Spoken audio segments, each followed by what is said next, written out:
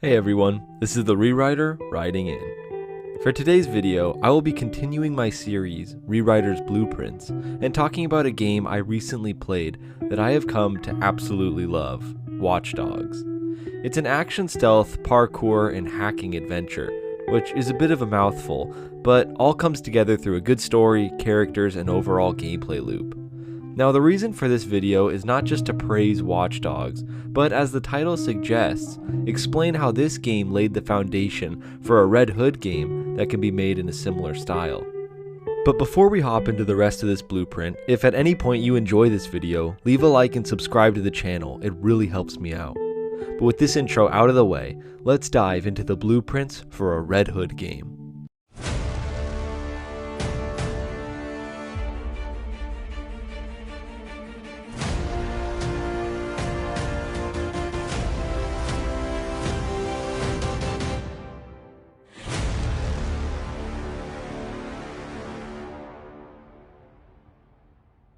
The world of Watch Dogs is an intriguing place because there's always a side investigation, contract, or collectible to hunt.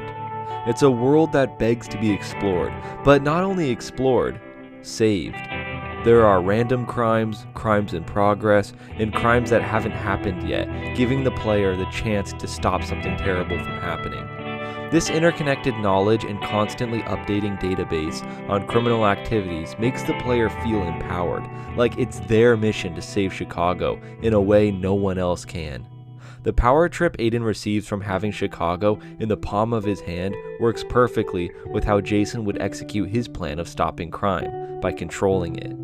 Hacking into Wayne Tech's satellites and stealing intel, Jason would see all the criminal activities occurring, giving him the chance to clean up his given city in a way not even Batman could do. I love all the side adventures that can be had in Watch Dogs, such as hunting down a serial killer and busting a human trafficking ring. These quests are right up Red Hood's alley, showing a much more grimy and seedy underworld than what we would get in something like an Arkham game. And because Jason Todd is basically a nobody compared to someone like Bruce Wayne, he can infiltrate these corrupt operations and take them down from the inside. Watch Dogs' main character, Aiden Pearce, due to his circumstances, has a bleak mindset of the world, seeing things as either black or white.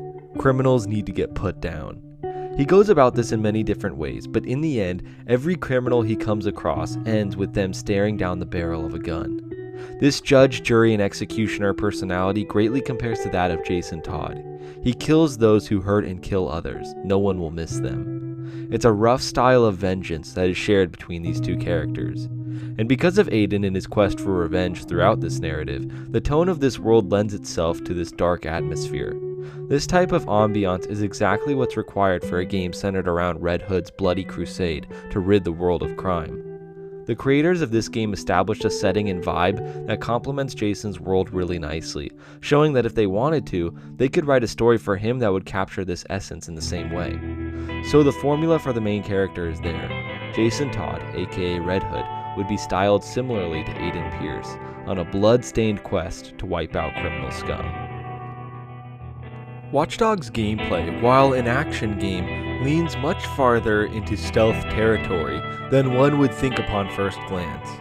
While you can run out into the open with a grenade launcher and start raising hell, you're pretty likely to get riddled with bullets before you get very far. Instead, the gameplay centers around Aiden using his environment to distract and take down the majority of his foes before silently taking out the rest of them. This can be done by hacking into cameras scattered across the environment, using them to hack enemy comms, explode junction boxes, and just generally disorient them.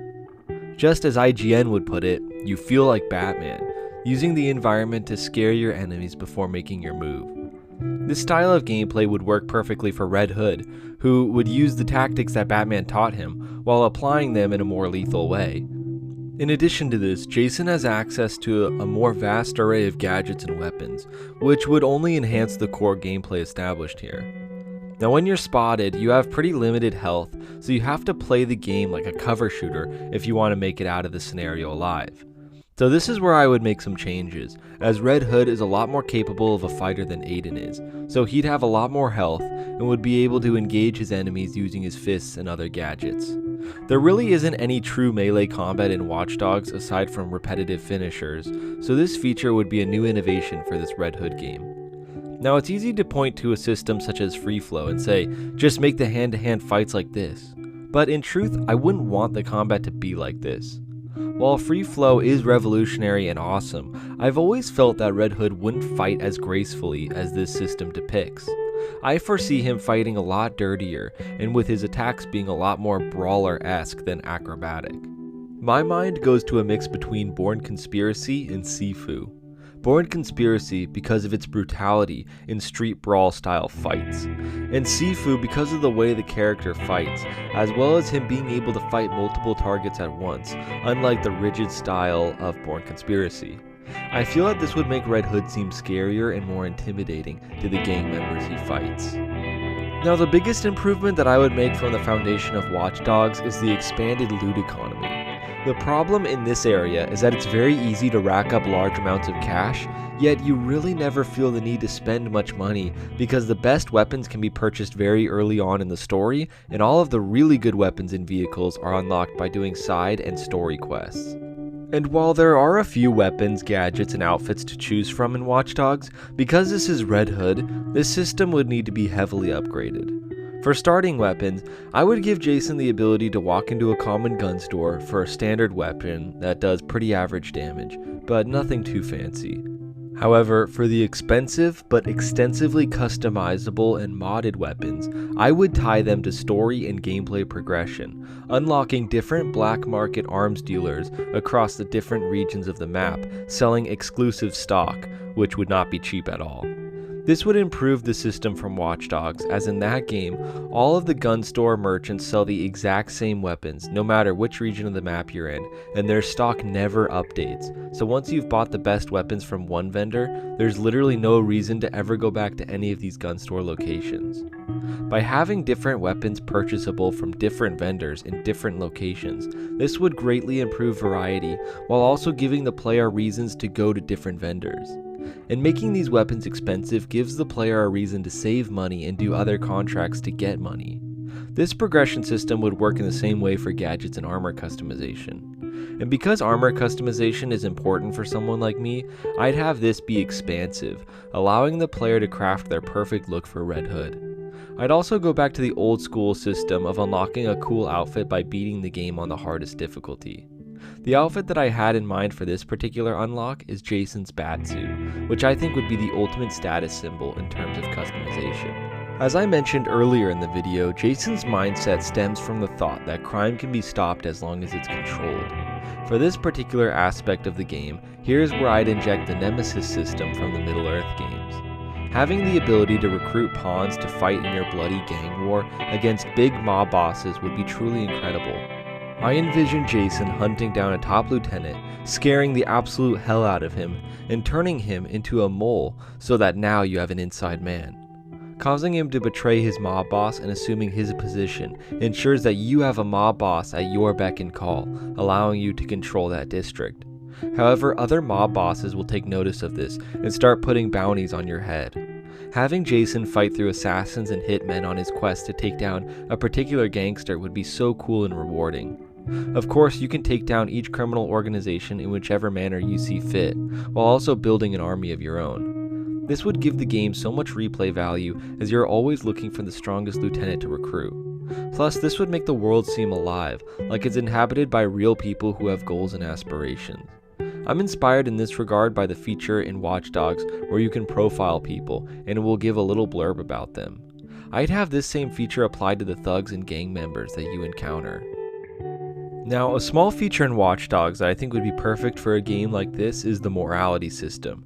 Choosing to play Aiden Pearce as a vigilante or a menace changes the public's perception of you, as well as your entanglement with the cops.